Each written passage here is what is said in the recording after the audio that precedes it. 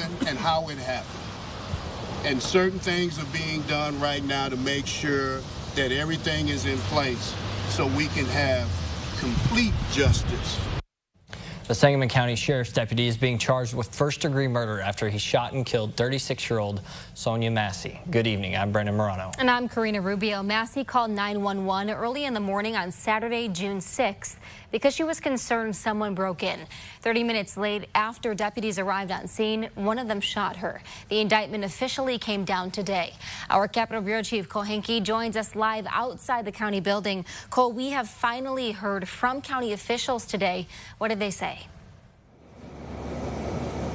Well, the family of Sonya Massey finally got some answers today as Sangamon County State's Attorney John Milhiser brought down a 5-count indictment against Sangamon Sheriff's Deputy Sean Grayson. But there are still plenty of questions left to answer about this case. Long 10 days of waiting for the family of 36-year-old Sonya Massey and the Springfield community.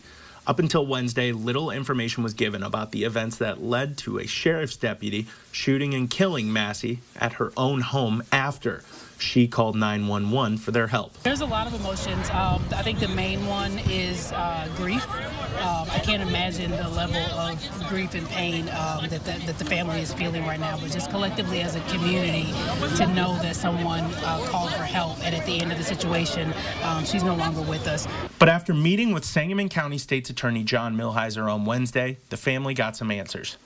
Milhiser's office announced the arrest of Deputy Sean Grayson. Grayson is being charged with 3 counts of first-degree murder, 1 charge of aggravated assault with a weapon, and 1 charge of official misconduct.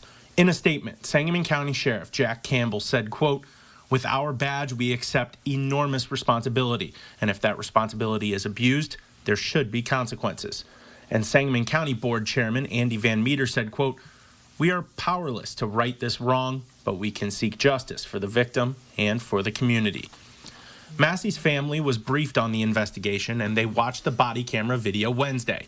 In order to give the family time to process, the county will not release the body cam footage until Monday, July 22nd. But the news of the indictment today was appreciated by the family and the community. I think we're going to get our justice that we've been out here chanting for. That's right. I thank everybody for coming out here peacefully. State Senator Doris Turner has known Massey and her family for years. At one point in time, there were 6 families of Masseys that lived on my block.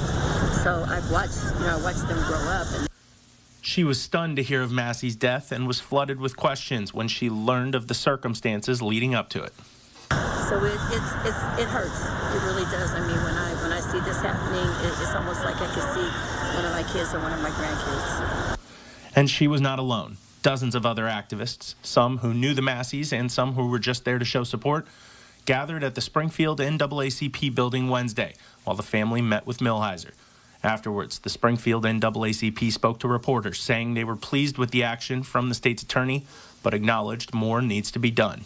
But the family, and I want to stress that clearly, the family has expressed to us to be patient, let them process this tragedy.